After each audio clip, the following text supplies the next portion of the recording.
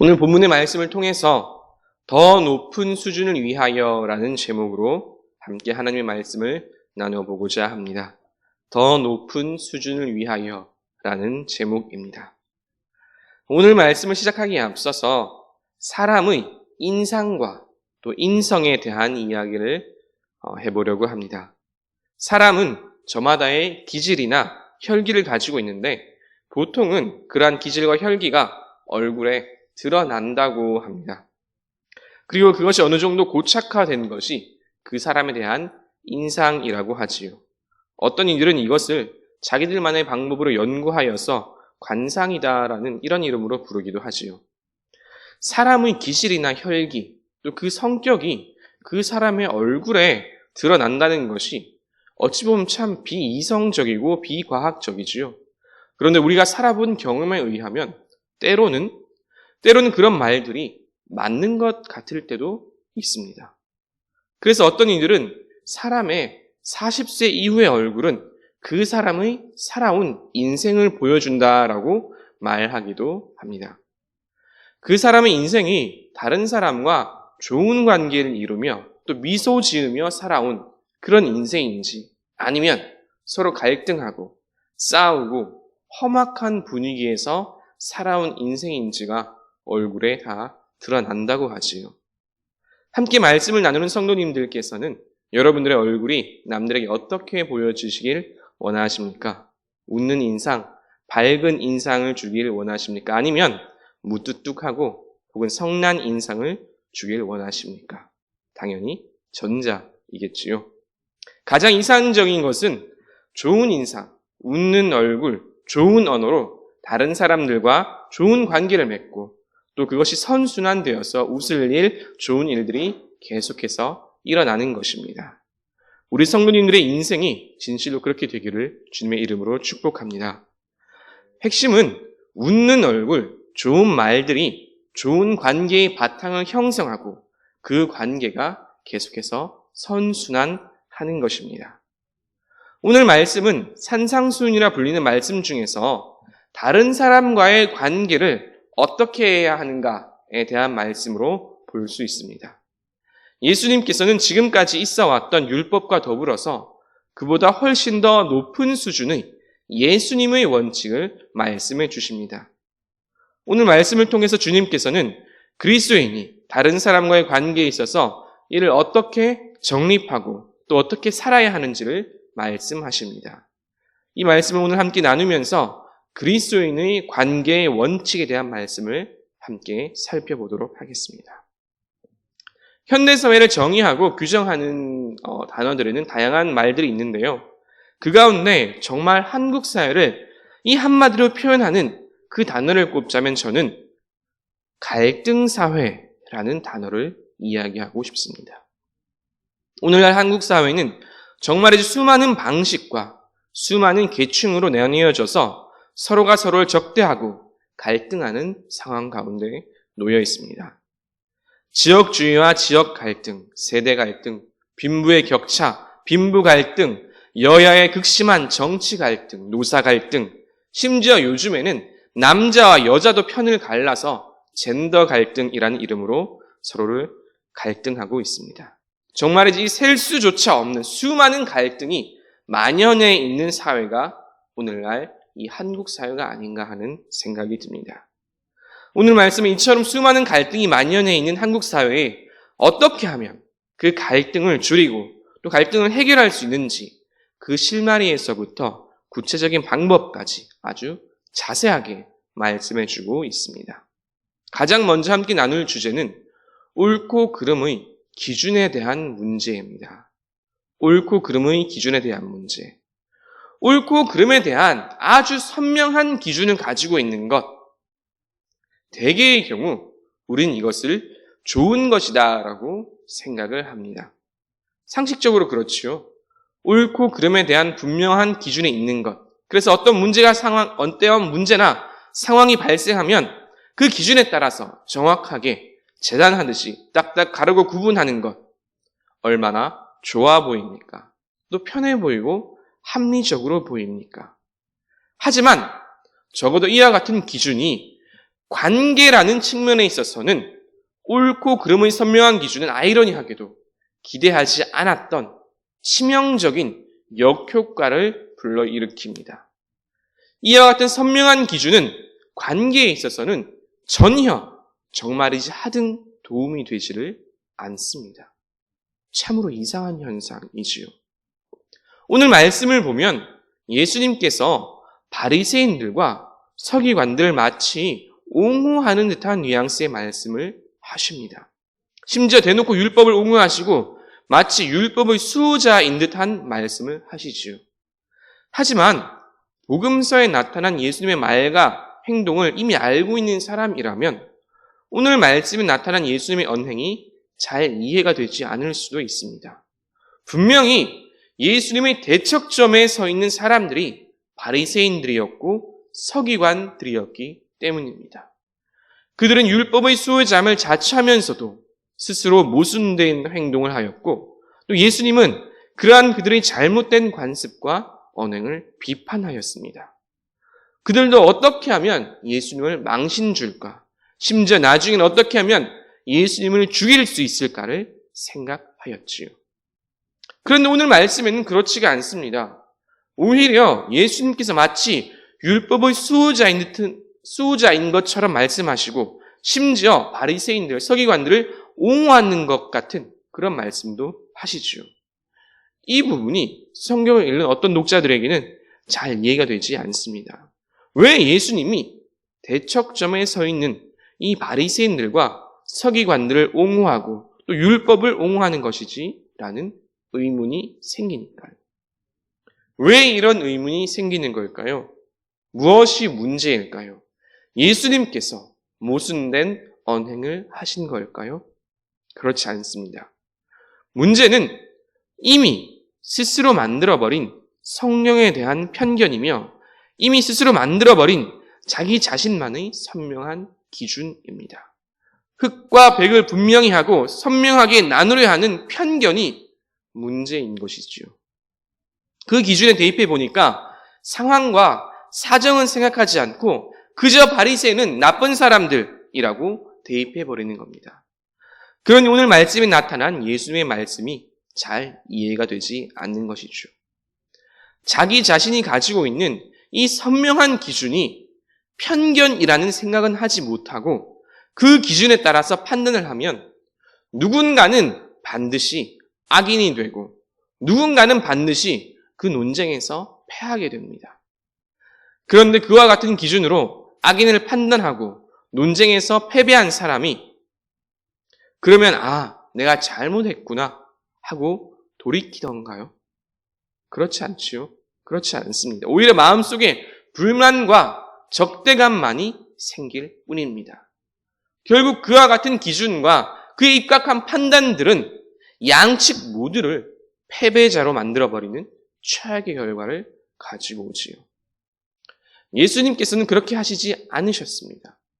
잘 생각해보면 예수님께 거듭남의 비밀을 듣고 예수님을 조용히 도왔던 니고데모도 바리새인이었지요. 심지어 공회원이었습니다. 또 예수님의 시신을 수습한 아리마대 요셉도 당대에 이름 있는 유대인이었으며 공회원이었지요. 예수님께서 사람을 보실 때에는 그가 바리새인인지 아닌지를 보신 것이 아닙니다. 예수님은 그 사람을 향한 어떤 분명한 기준을 만들지 않으셨어요. 그 기준에 따라 그 사람의 선과 악을 판단하지도 않았습니다. 다만 그에게 구원받을 만한 믿음이 있는지를 보셨습니다. 그에게 씌어져 있는 편견과 프레임, 단체와 집단을 본 것이 아니라 그 사람을 본 것이지요. 이것이 예수님의 관계의 핵심입니다. 이전에 내가 가지고 있었던 기준이 아니라 지금 그 사람이 처해 있는 상황과 그 사람의 내면을 본 것입니다. 그리고 그 사람도 구원받아야 할 한 영혼으로 바라보신 것입니다. 이는 오늘날 개인과 집단의 갈등이 만연해 있는 우리 사회가 반드시 깊이 생각해 보아야 할 점입니다. 오늘날 얼마나 많은 갈등이 있습니까? 그런데 그와 같은 갈등, 그 원인이 대다수가 무엇입니까? 이미 스스로 만들어 놓은 기준과 프레임으로 사람을 재단하고 판단하며 자신만의 너무도 분명한 그 선명한 그 기준에 차지 않으면 나머지 모두를 악인으로, 적으로 규정하는 그 태도가 지금 우리 사회를 지금과 같은 갈등 사회로 만든 것은 아닐까요? 과연 이런 태도가 옳은가? 그리스도인으로서 한 번쯤은 깊이 생각해 보아야 할 것입니다. 오늘 말씀을 통해 배울 수 있는 이웃과의 또 사회 속에서 갈등을 줄일 수 있는 두 번째 방법은 분노를 제어하는 것입니다. 분노를 제어하는 것.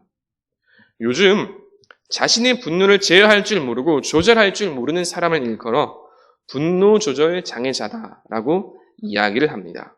분노 조절 장애자. 슬프게도 오늘 일어나는 여러 가지 범죄들의 그런 큰 이유 중에 하나가 바로 이 분노 조절 장애죠. 분노란 사람의 아주 강력한 감정 가운데 하나입니다. 이 분노의 감정이 없는 사람은 없지요. 다 있습니다. 때로는 심지어 분노의 감정이 필요할 때도 있습니다. 거룩한 분노라는 개념도 있으니까요.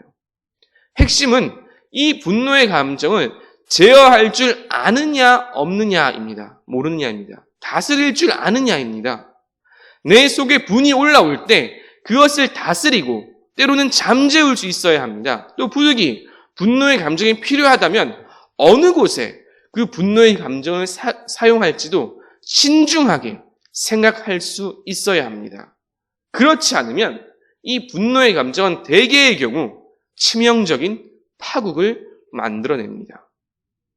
오늘날 많은 경우 자신의 입장과 그 기준에 따라서 분노를 표출하지요. 이러한 태도는 없던 갈등도 만들어내고 작은 갈등도 큰 갈등으로 키워내게 됩니다. 오늘 말씀에서 예수님께서는 이와 같이 분노를 제어하지 못하는 사람들을 향해서 아주 강력하게 말씀하십니다. 22절 말씀입니다. 제가 봉독하겠습니다. 나는 너희에게 이르노니 형제에게 노하는 자마다 심판을 받게 되고 형제를 대하여 라갈하는 자는 공회에 잡혀가게 되고 미련한 놈이라 하는 자는 지옥불에 들어가게 되리라. 아멘. 무서운 말씀이지요. 자신의 분노를 제어하지 못하고 형제와 이웃에게 화를 내는 사람, 그들에게 막말하는 사람은 미련할 뿐만이 아니라 지옥불에 들어가게 될 것이다 라고 말씀하십니다.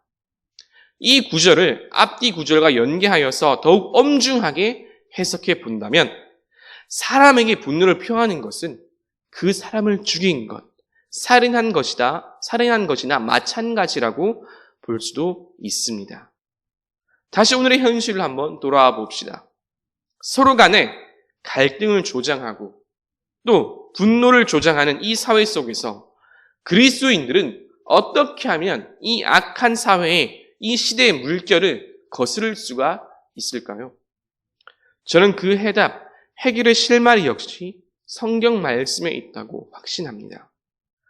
오늘 말씀은 앞서 말씀드린 대로 산상수훈의 한 부분이지요. 그런데 산상수훈 하면 가장 먼저 떠오르는 구절들이 있지요. 팔복입니다.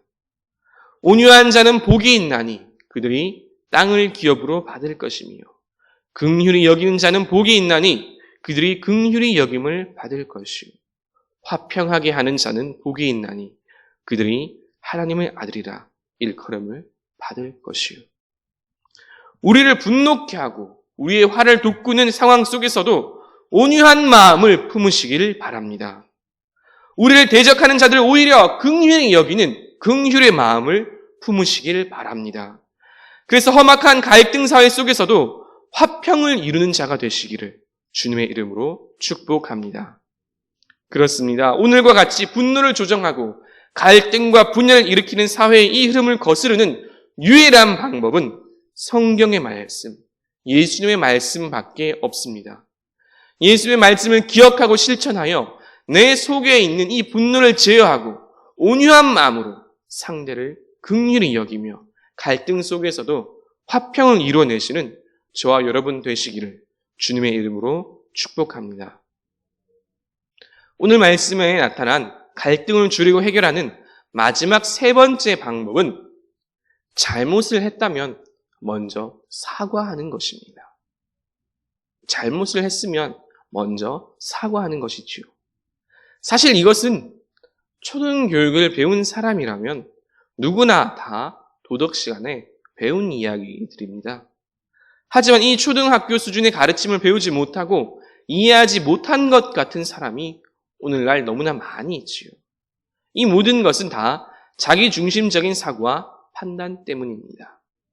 최근에 우리를 충격 속에 빠뜨린 사건이 몇 가지가 있었습니다. 그 중에 2가지 사건을 소개하려고 합니다. 하나는 정인이 사건이지요. 정인이 양 부모가 생후 7개월 된 정인이를 입양한 후에 약 9개월간 학대하다가 결국 정인이가 사망한 사건입니다. 정말로 충격적인 사건이지요. 그런데 그러한 학대와 더불어 우리를 더욱더 충격에 빠뜨린 것은 사건 이후에 그 양 부모와 그 가족들의 언행이었습니다. 양 부모는 자신들의 잘못이 아니라고 발뺌과 합리화를 하였고 정인이의 이모라는 사람은 매스컴에서 여론을 호도하고 있다면서 갖은 망발을 하였습니다. 더욱 참담했던 것은 그 양가의 부모들이 모두 분소교단의 목사였으며 정인이 이모라는 사람도 마귀의 불난지를 속지 말라고 SNS에 글을 올렸다는 것입니다. 또 한 가지 사건이 있습니다. 지금도 계속해서 문제가 되고 있는 인터콥의 상주 BTJ 센터 문제입니다. 선교단체라고 하는 이 인터콥은 그야말로 선교제일주의라는 이름으로 그것을 위해서는 수단과 방법을 가리지 않아도 된다고 생각을 합니다. 그로 인해서 대부분의 방역 수칙을 무시하고 위치 추적을 피하기 위해서 휴대폰을 끄거나 거짓으로 위치 인증을 하기 위한 가짜 QR코드를 사용하는 등 정말 신천지와 다름없는 행동들을 보였지요. 그러면서도 지금도 많은 참석자들이 숨어있고 방역 당국의 비협조적인 태도를 보이고 있습니다. 이 2 사건이 사람들의 분노를 불러일으킨 데는 크게 2가지 이유가 있습니다. 첫 번째는 사건 이후에 대처를 할 때 도무지 반성이 없다는 것이죠. 오히려 자기들만의 논리를 강화합니다. 정인이를 학대하고서도 스스로는 정당한 훈육이라고 주장하고 방역당국에 비협조하고 거짓말을 하면서도 오히려 정부가 너무한다 혹은 자신들의 선교를 위해서 어쩔 수 없었다 하고 합리화를 합니다.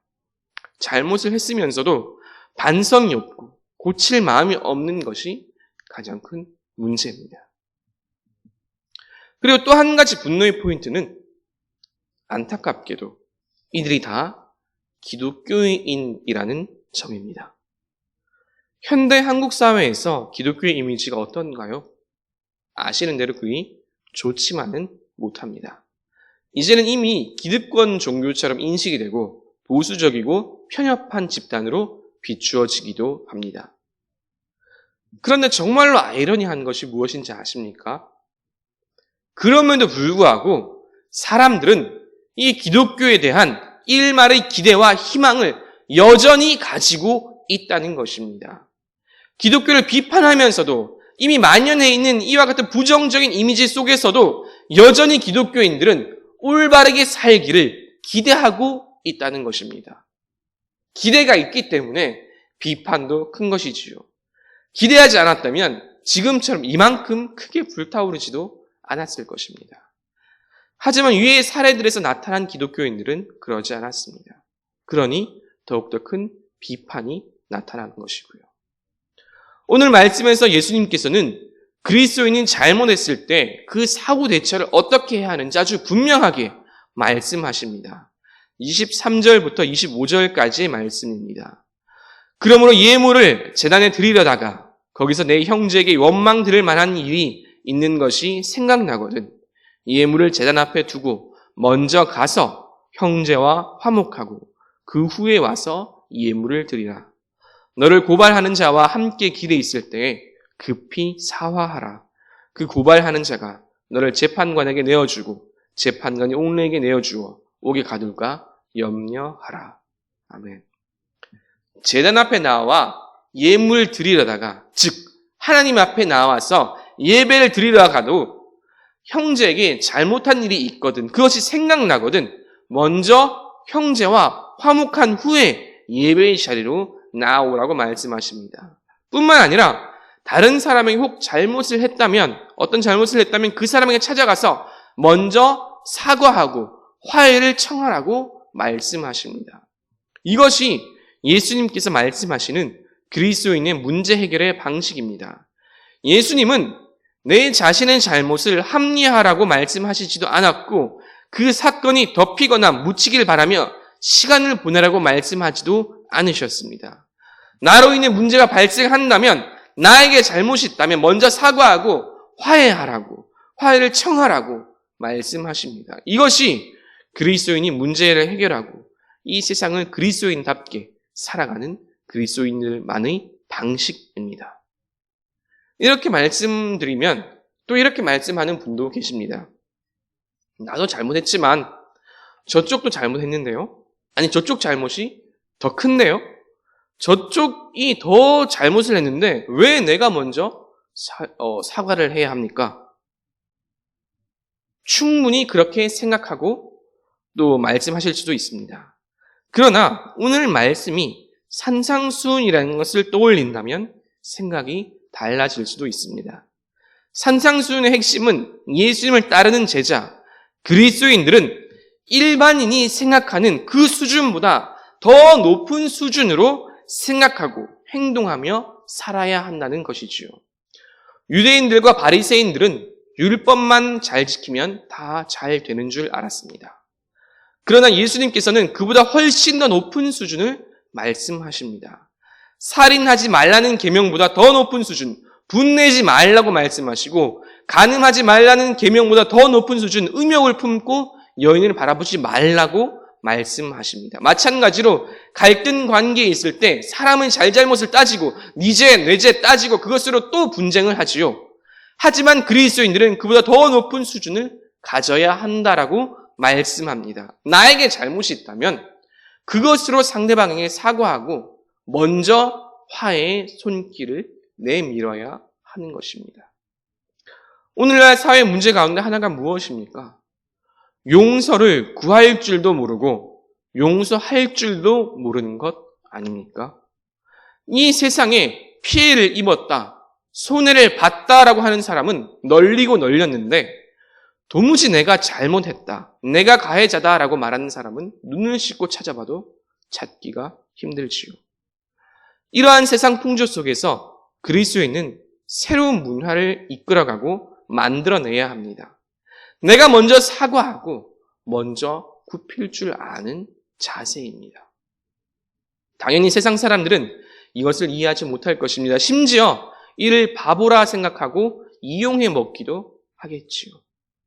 하지만 이와 같은 태도야말로 예수님께서 말씀하신 바로 그 율법을 완성하는 것이며 예수님이 제자로서 세상보다 더 높은 수준으로 세상을 살아가는 태도입니다.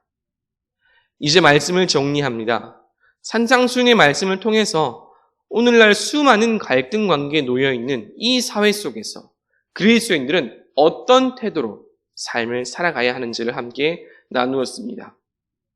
오늘날 갈등이 생기는 가장 큰 이유 가운데 하나는 저마다 자기만의 확고한 기준을 가지고 있기 때문입니다. 그 기준에 따라 사람을 재단하고 판단하니까 계속해서 문제가 생기죠. 이와 같은 우리 삶에 오늘 말씀에서 예수님께서는 편견에 사로잡힌 자기만의 기준이 아닌 그 사람을 보고 그 영혼을 바라봐야 한다고 말씀하십니다. 사람과 영혼을 생각한다면 바리새인인지 공의원인지가 아니라 그 사람도 구원받아야 할 영혼으로 보이며 판단의 대상이 아닌 사랑의 대상으로 볼 수가 있습니다. 두 번째는 우리 안에 있는 분노를 제어하라고 말씀하십니다. 형제와 이웃에게 분노를 표현하고 욕하고 저주하는 것은 곧 살인하는 것과 마찬가지이며 지옥불에 떨어질 죄라고 말씀하십니다. 형제와 이웃에 대하여서 나의 기준으로 판단하고 분노하기보다는 온유와 긍휼함을 가지고 화평을 구하는 것이 그리스도인의 올바른 삶의 자세입니다. 마지막으로 오늘 말씀은 갈등이 발생했을 때 그 사후 대처를 어떻게 해야 하는지 아주 분명하게 보여줍니다. 핵심은 자신에게 잘못이 있다면 먼저 사과하고 화해를 청하는 것입니다. 용서를 구하는 자세입니다. 때로 억울할 수도 있습니다. 이로 인해서 속이 더 상할 수도 있습니다. 그러나 우리는 그리스도의 제자들입니다. 세상과 다른, 세상보다 더 높은 수준을 가져야 합니다. 세상은 눈에는 눈, 이에는 이라는 율법으로 싸우려 하지만 우리는 더 넓은 마음을 가지고 먼저 화해를 청해야 하죠. 이것이 예수님께서 말씀하신 율법을 완성하는 태도이며 율법보다 더 높은 수준으로 살아가는 삶의 모습입니다. 예수 그리스도의 제자로서 세상보다 더 높은 수준으로 살아가시는 저와 여러분 되시기를 주님의 이름으로 축복합니다.